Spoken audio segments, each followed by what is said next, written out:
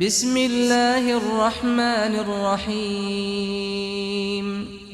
لم يكن الذين كفروا من أهل الكتاب والمشركين منفكين حتى تأتيهم البينة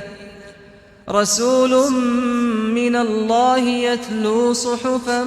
مطهرة فيها كتب قيمة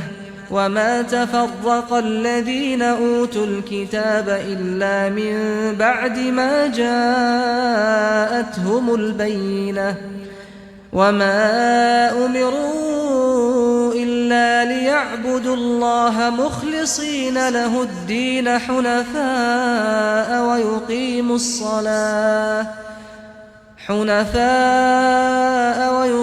الصلاة ويؤتوا الزكاة وذلك دين القيمة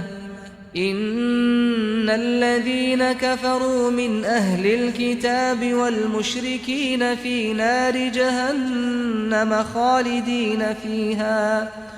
أولئك هم شر البرية إن الذين آمنوا وعملوا الصالحات أولئك هم خير البرية جزاؤهم عند ربهم جنات عدن تجري من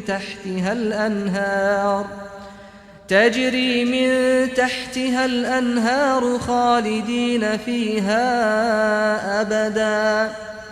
رضي الله عنهم ورضوا عنه ذلك لمن خشي ربه